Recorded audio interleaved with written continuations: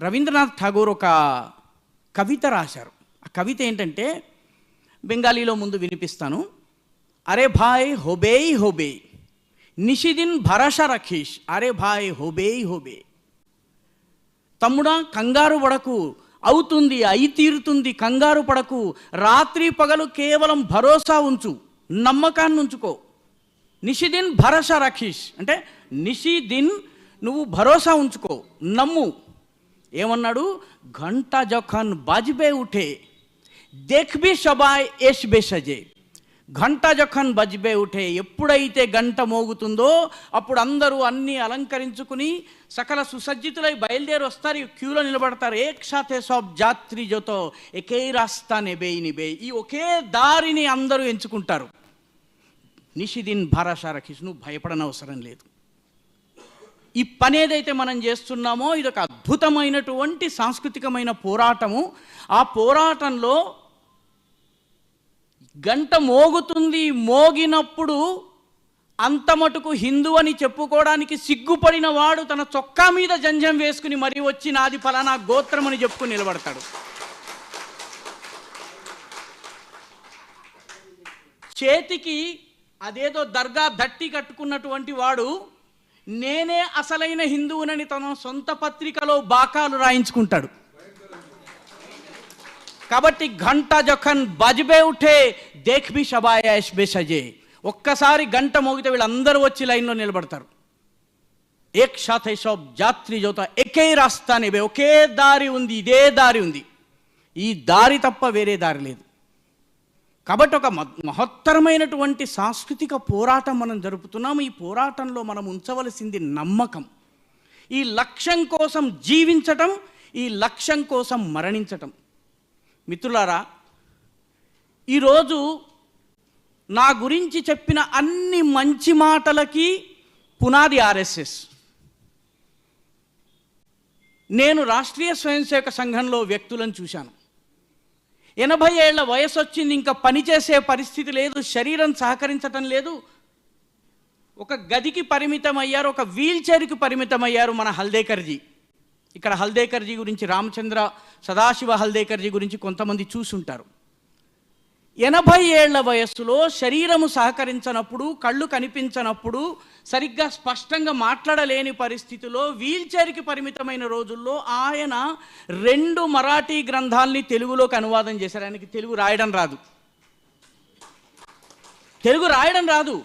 ఒక తెలుగు రాసేటటువంటి స్కూల్ మాస్టర్ని రోజు మధ్యాహ్నం 11 గంటల నుంచి 1 గంట దాకా కూర్చోబెట్టి ఈయన మరాఠీ నుంచి తెలుగులో డిక్టేట్ చేసిన తర్వాత ఆయన అనువాదం చేయించారు.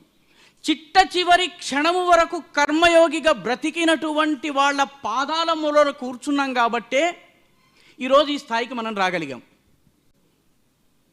మోగా ఈరోజు పంజాబ్లో మళ్ళీ ఖలిస్తాన్ వాదం తలెత్తుతున్నది. పంజాబ్లో ఖలిస్తాన్ వాదం తలెత్తుతున్నప్పుడు మోగా అని పంజాబ్లో ఒక ఊరుంది.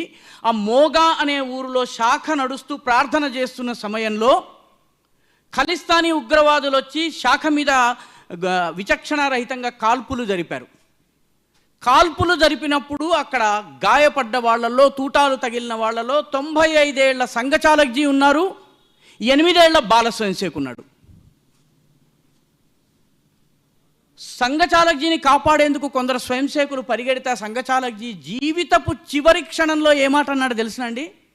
ఆయన అన్నాడు, ముझे మత్ బచాओ, मैं तो वैसे भी जाने वाला हूं, इनको बचाओ. कोई बाल स्वयंसेवक को बचाओ, कोई तरुण स्वयंसेवक को बचाओ. ఇది రాష్ట్రీయ స్వయం సేవక సంఘం. ఇక్కడి నుంచి మనము తయారై వచ్చాం. జీవితపు చిట్ట చివరి క్షణంలో మనిషి అబద్ధం చెప్పలేడండి. ఆ క్షణంలో 95 ఏళ్ల సంఘచాలక్జీ నన్ను కాపాడకండి, ఒక యువకుడిని కాపాడండి, వాడు దేశం కోసం పనిచేస్తాడని అన్నాడంటే ఆ భావం నుంచి మనం తయారై వచ్చాము. నేను ఉస్మానియా విశ్వవిద్యాలయంలో చదువుకున్న వాడిని. నేను చదువుకుని ప్రచారకగా వెళ్ళిన తరువాత మన భావాలు ఉన్నటువంటి జాతీయవాద కార్యకర్త కృష్ణవర్ధన్ రెడ్డిని నక్సలైట్లు చంపేశారండి. కృష్ణవర్ధన్ రెడ్డి అన్న నాకు మంచి మిత్రుడు, నాకు ఒక రకంగా గురువు, రాజవర్ధన్ రెడ్డి. ఆ మధ్య రాజవర్ధన్తో మాట్లాడుతుంటే ఆయన ఒక మాట చెప్పారు, సుధాకర్జీ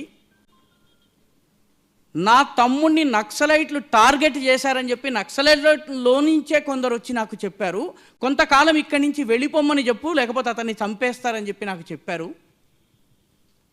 నేను కూడా ఒక క్షణం ఆలోచించాను, నా తమ్ముడికి చెప్పుదామనుకున్నాను. కానీ కృష్ణవర్ధన్ని నేను కాపాడుకుంటాను, కానీ నా సోదరులైన మిగతా కార్యకర్తల సంగతి ఏంటి? కాబట్టి చనిపోతే వాళ్ళు చనిపోతారు, నేను చనిపోతాడు, కృష్ణవర్ధన్ చనిపోతాడని చెప్పి నాకు ముందుగా నా తమ్ముడు చనిపోతాడని తెలిసినా కూడా నేను అతన్ని కాపాడడానికి ప్రయత్నం చేయలేదు. ఎందుకంటే ఈ బలివేది మీద నేను బలిదానం చేయాలి. పతత్వేషకాయో నమస్తే నమస్తే అన్నటువంటి మాటను మనము ఆచరించి చూపాలి, కాబట్టి నేను చేయలేదన్నారు. సొంత వాడిని, రక్తం పంచుకుని పుట్టిన వాడిని కూడా త్యాగం చేయడానికి ఎవరు సిద్ధమవుతారండి? గురు గోవింద్ సింగ్ జీవితంలో ఈ సంఘటన వచ్చింది. గురు గోవింద్ సింగ్కి 4 పిల్లలు, 4 షహజాదే అంటారు. అందులో 2 చిన్న పిల్లలు, 2 జోరావర్ సింగ్, ఫతే సింగ్. వీళ్ళు బ్రతికుండగా సర్హింద్ అనే చోట సజీవ సమాధి చేసి గోడలో వాళ్ళని సమాధి చేశారు. మిగతా 2 కుమారులు ఎవరైతే ఉన్నారో చమ్కౌర్ అనే ప్లేస్లో యుద్ధం చేస్తూ చనిపోయారు. చనిపోయినప్పుడు ఈ 4 పిల్లలు చనిపోయిన తరువాత గురు గోవింద్ సింగ్ 4 గీతలు నేల మీద రాసి చేత్తో తుడిచేస్తాడు. 4 గీతలు మట్టి మీద రాసి ఆ 4 చేత్తో తుడిచేస్తాడు. ఈ సంస్కృతి నుంచి, ఈ సభ్యత నుంచి వచ్చినటువంటి వాళ్ళం, ఈ ఆలోచన విధానం నుంచి మనం వచ్చాం.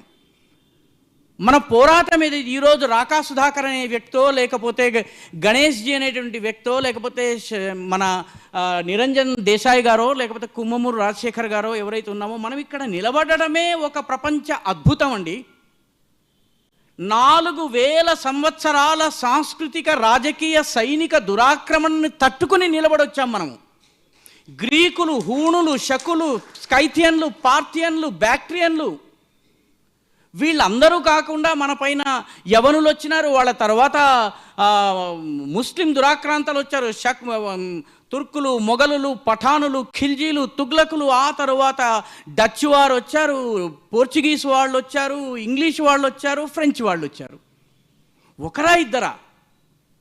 కాబట్టి సాంస్కృతిక 4000 సంవత్సరాల సాంస్కృతిక దురాక్రమణ తరువాత కూడా మనము ఈరోజు నా పేరు కస్తూరి రాకా సుధాకర్ రావు అని నేను చెప్పుకోగలుగుతున్నానంటే, నా పూర్వీకుడైనటువంటి కస్తూరి రంగరాజ్ చందం అని 500 సంవత్సరాల క్రితం ఒక చందవ కావ్యం రాసినటువంటి ఒక వ్యక్తి, ఆయన కస్తూరి వేసుకున్నాడు కాబట్టి, ఆ కస్తూరి పరిమళం ఆయన సందు తిరిగితే వచ్చేది కాబట్టి నా పేరు కస్తూరి అనేది వచ్చింది. ఈ 400 సంవత్సరాల క్రితం ఉన్నటువంటి ఆ కస్తూరి అనే ఇంటి పేరు నేను మోస్తున్నాను. నా ఋషులను తలుచుకుంటాను నేను.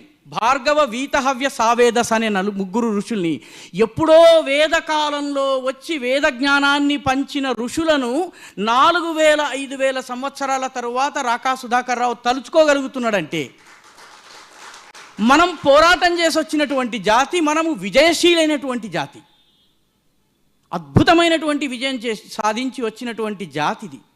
కాబట్టి ఆ జాతికి మనం వారసులం. ఈ విషయాన్ని మనం స్పష్టంగా గుర్తుంచుకోవాలి. దీనిని నమ్మి పోరాడే వ్యక్తి కావాలి.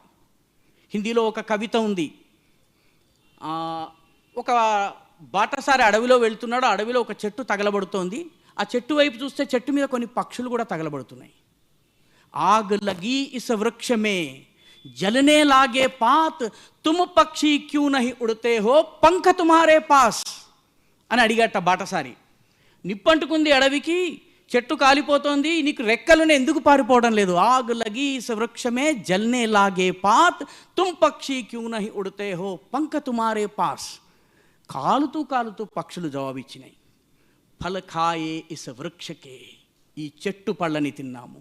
గందే కీన్హే పాత్, ఈ ఆకుల్ని మలినం చేశాము, మా ఇల్లుగా వాడుకున్నాము. फल खाए इस वृक्ष के गंदे कीन्हे पात, यही हमारा धर्म है कि जले इसी के साथ, यही हमारा धर्म है कि जले इसी के साथ. మిత్రులారా, క్రైస్తవము, ఇస్లాం ఇవి కేవలము పై పొరలు మాత్రమే. ఇవి తొలగిపోతాయి, ఇవి ఉండవు. శాశ్వతంగా, సార్వకాలికంగా ఈ దేశంలో నిలబడేది ఈ మట్టి నుంచి, ఈ నీటి నుంచి, ఈ గాలి నుంచి, ఈ చరిత్ర నుంచి, ఈ సంస్కృతి నుంచి ఆవిర్భవించినటువంటి సంస్కృతి మాత్రమే. మిగతా ఏవి నిలబడవు. ఈ విజయం ఏదైతే కనపడుతుందో ఇది తాత్కాలికం మాత్రమే. They are only winning battles, we're going to win the war. ఈ విషయాన్ని మనం స్పష్టంగా ఉంచుకున్నట్లయితే మనం విజయం సాధించగలము. మనం వెళుతున్న మార్గం పట్ల మనకు గౌరవం ఉండాలి, మనం వెళుతున్నటువంటి మార్గం పట్ల మనకి నమ్మకం ఉండాలి, మనం చేస్తున్నటువంటి పోరాటం పట్ల మనకి నమ్మకం ఉండాలి. మనం వెళుతున్నటువంటి అటల్ బిహారీ వాజ్పేయి గారు ఒక కవిత గురించి చెప్తారనమాట. జనన మరణ కా ఖేల్ అనూఠా ఇస్మే హమ్కో హార్ నహీ. జనన మరణాల ఈ విచిత్రమైన ఖేల్లో మనకి ఓటమి లేదు. ఎందుకంటే మనం కబడ్డీని నమ్మేవాళ్ళము. క్రికెట్ లాగా ఒకసారి అవుట్ అయితే అవుట్ కాదు. మనకి కబడ్డీలో అవుట్ అవుతాం, మళ్ళీ వస్తాం, పునర్జన్మ తీసుకుంటాం మనం. జనన మరణ కా ఖేల్ అనూఠా ఇస్మే హమ్కో హార్ నహీ, వహ క్యా చల్ పాయేగా జిస్కో పథ్ పర్ ప్యార్ నహీ. తాను వెళుతున్న మార్గాన్ని ప్రేమించలేని వాడు ఏం నడవగలడు? కాబట్టి ఈరోజు అమెరికా నుంచి అన్నీ వదులుకుని హిందూ ధర్మం కోసం పనిచేయడం కోసం ఒక మౌనికా శుంకర గారు వచ్చారా? లేకపోతే ఇక్కడ వాస్తవమైనటువంటి సంస్కృతి కోసము, మన పూర్వీకుల సంస్కృతిని ప్రచారం చేయడం కోసం ఒక సునీతక్క గారు ప్రయత్నం చేస్తున్నారా? ఇదంతా కూడాను ఈ పథ పట్ల మనకున్నటువంటి, ఈ మార్గం పట్ల మనకున్నటువంటి ప్రేమకు పరిచయం. కాబట్టి ఈ పోరాటం అనేది ఒక తరంతోటో 2 తరాలతో అయ్యేది కాదు. చీకటి వచ్చింది, సూర్యుడు అస్తమించిన తరువాత చీకటి వచ్చింది, మళ్ళీ రేపటికి కానీ సూర్యుడు రాడు. ఆ పరిస్థితుల్లో ఎవరు పోరాడాలి? మొత్తము ప్రపంచం నైరాశ్యంలో మునిగిపోయినప్పుడు మినుగురు పురుగు బయలుదేరింది. నా ఒంట్లో ఎంత శక్తి ఉందో ఆ గంధకాన్ని కరిగించి వెలుతురు చూపిస్తాను నేను అని చెప్పి అది ప్రయాణం చేస్తుంది. అటు ఇటు తిరుగుతూ వెలుగును చూపిస్తుంది. కొంచెం సేపటికి అది అలిసిపోతుంది. అలిసిపోయేటప్పటికి ఆకాశంలో మేము పోరాడతాం, మా పోరాటాన్ని కొనసాగిస్తామని చెప్పి నక్షత్రాలు వచ్చి గుడ్డి వెలుగైనా సరే ఇస్తుంటాయి. కొంచెం సేపటికి చందమామ వస్తాడు. చందమామ వచ్చిన తర్వాత వెలుతురు కాస్త పెరుగుతుంది, మనకి అన్నీ కనిపిస్తూ ఉంటాయి. చీకటి పైన పోరాటంలో ఇవి వివిధ దశలు.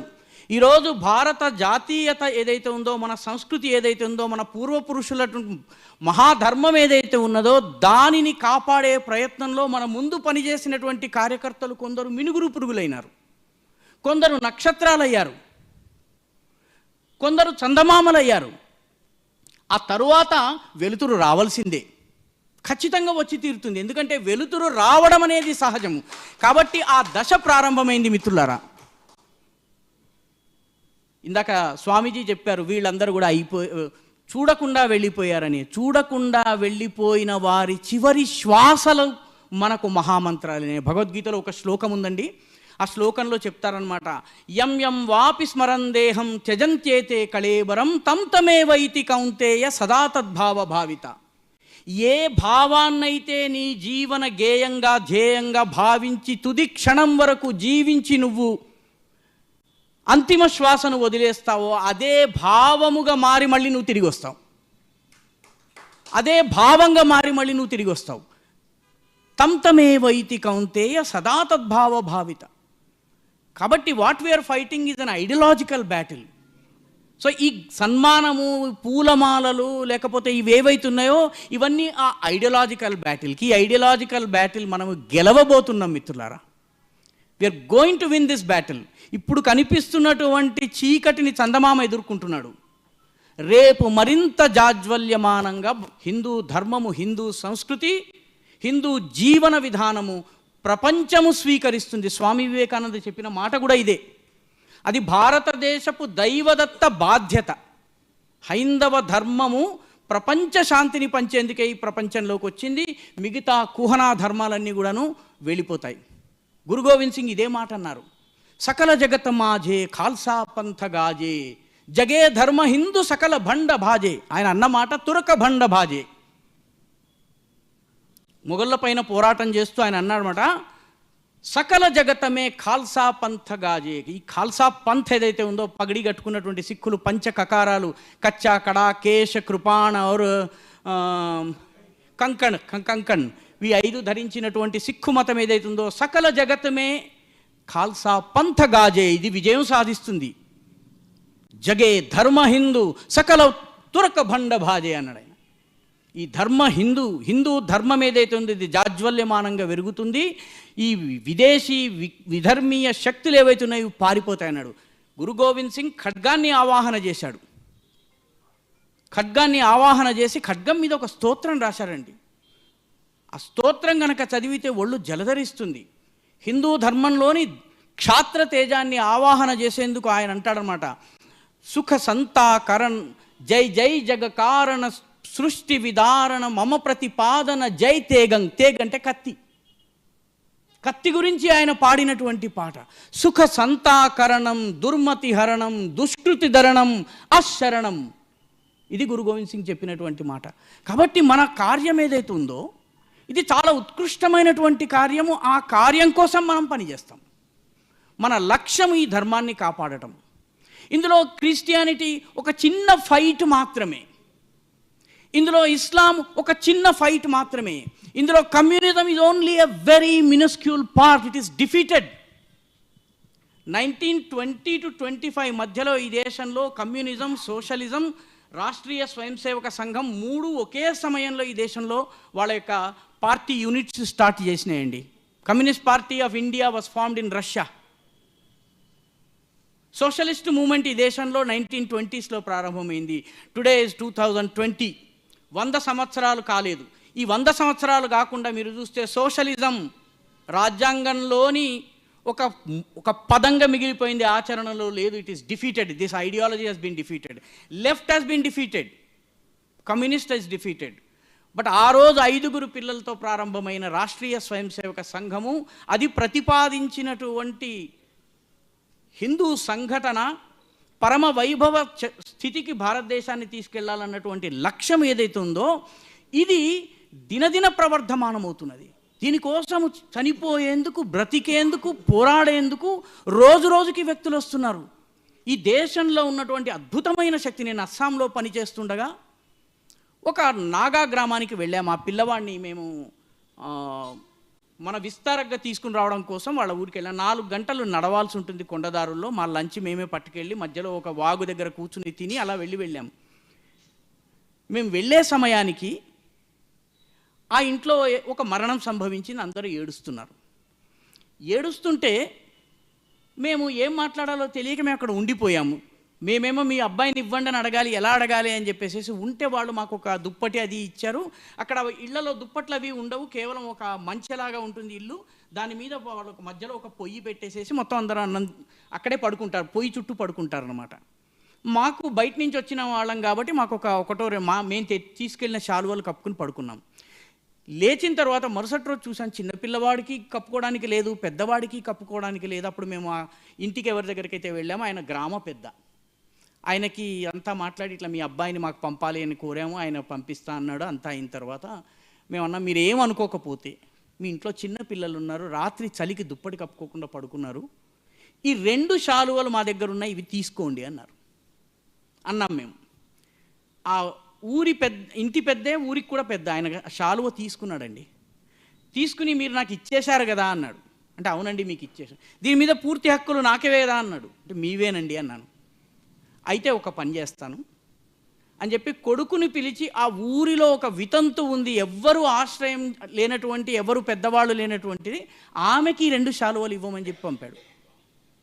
నేను ఆశ్చర్యపోయాను, అదేంటండి మీ ఇంట్లో పిల్లలు ఉన్నారు అంటే, నేను ఈ ఊరికి పెద్దను, ఇంటికి మాత్రమే కాదు, ఈ ఊరిలో అత్యంత కడుపేదకే ఈ గ్రామానికి సంబంధించినటువంటి ఫస్ట్ బెనిఫిట్ వెళ్ళాలి, అంత్యోదయ. ఇది ఎక్కడ చూసామండి? నాగాల్యాండ్ కొండల్లో చూసామండి. ఇది హర్యానాకి వెళ్ళాను ఒక సందర్భంలో. హర్యానాకి వెళితే అక్కడ ఒక నా మిత్రుడి కుటుంబంలో ఒక జవాన్ కాశ్మీర్లో పోరాడుతూ చనిపోయాడు. ఇంటికి వెళ్ళాం, మేము పలకరించడానికి వెళ్ళాం. వెళితే ఆ ఇంట్లో అంతా కూడా ఏడుస్తున్నారు, కొంతమంది నవ్వుతూ మాట్లాడుతున్నారు. ఏమిటంటే తెలిసింది ఏంటంటే ఈ సైనికుడు చనిపోయాడు కానీ అతని భార్య అప్పటికి గర్భవతి కాబట్టి ఒక బిడ్డ పుట్టాడని. సో కొంత ఆనందము విషాదము ఉంది.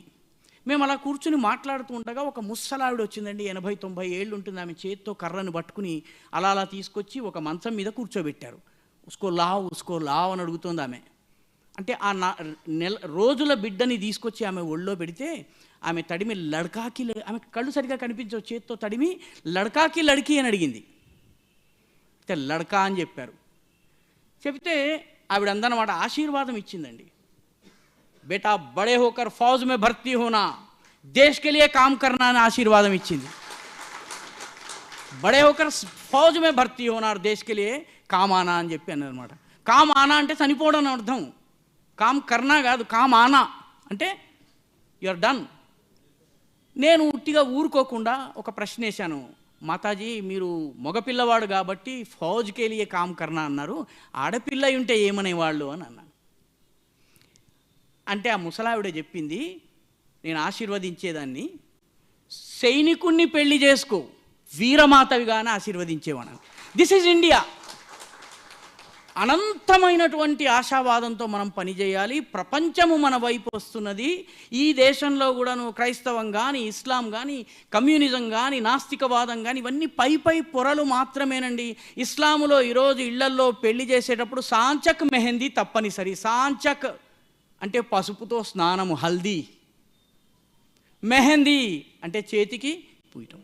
సో ఇస్లాంలో కూడా ఈరోజు నికాస్ పద్ధతి ప్రకారము లేనటువంటి పద్ధతులు ఈ దేశంలో ఎందుకు వచ్చినాయి? కాబట్టి ఇవన్నీ పై పొరలు మాత్రమే. క్రైస్తవంలో నేను నాగాల్యాండ్లో పనిచేశాను. నాగాల్యాండ్లో పనిచేస్తున్న సందర్భంలో ఒక గ్రామ పెద్ద దగ్గరికి మిషనరీస్ వచ్చారు. మిషనరీస్ వచ్చి ఇలాగా యేసుని నమ్మండి, యేసుని నమ్మండి అంటే, గ్రామ పెద్ద చదువుకోలేదు, కరుణాకర్ సుగ్గునులా గారిలాగా బైబిల్ని ఇన్సైడ్ అవుట్ చదవలేదు, ఆయన చదువుకు స్కూలు తెలియదు. ఆయన అన్నాడు, యేసు ఎవరు అని అడిగాడు. అడిగితే అతను అన్నాడు, దేవుని బిడ్డ అన్నాడు. అంటే భలేవాడివయ్యా, ఎవరన్నా తండ్రిని పూజిస్తారా లేక కొడుకుకి గౌరవిస్తారా, తండ్రికి గౌరవం ఇస్తారా అన్నాడు. అంటే తండ్రికే గౌరవం ఇస్తాము. అవునయ్యా, యేసు దేవుని బిడ్డ కదా, మేము దేవుణ్ణి పూజ చేస్తున్నాము, ఎందుకు మాకు దేవుడు కొడుకుతో పని ఏమిటి? Simple rustic village logic. కాబట్టి ఒక అద్భుతమైన ఐడియాలజికల్ ఫైట్ జరుగుతోందండి ఈరోజు డిమాసా కమ్యూనిటీలో, బోడో కమ్యూనిటీలో, రాభా కమ్యూనిటీలో, రకరకాల ట్రైబల్ కమ్యూనిటీస్లో అద్భుతమైన పోరాటం జరుగుతున్నది. వీటన్నిటిని మనం అర్థం చేసుకోవలసిన అవసరం ఉంది. తాత్కాలికంగా మనకు కనిపించే చిన్నవి ఇవి tactical 1 or 2 small battles that they are winning, the war will be won by us. ఈ విషయాన్ని మనం దృష్టిలో ఉంచుకోవాలి. మన ద్వారా ఒక్క వ్యక్తి కూడా ప్రేరితుడై మన ఈ కార్యంలో కలిసినట్లయితే మన జీవితానికి సార్థకత వచ్చింది. అటల్ బిహారీ వాజ్పేయి గారు రాసినటువంటి ఒక కవితను నేను చెప్పి నా కథనాన్ని ముగిస్తాను. ఆయన గగనమే లహర్తా హై భగవా హమారా అని ఒక కవిత రాశారండి. తప్పనిసరిగా ఆదర్శవాదులందరూ, ధ్యేయవాదులందరూ చదవలసిన కవిత ఇది. ఆ కవిత చివరి పారాగ్రాఫ్లో నేను చెప్పారనమాట, కభీ థే అకేలే. ఒకప్పుడు ఒక డాక్టర్ హెడ్గేవారే ఉండేవారు. కభీ థే అకేలే హుయే ఆజ్ ఇతనే, ఈరోజు ఇందరమయ్యాం మనం.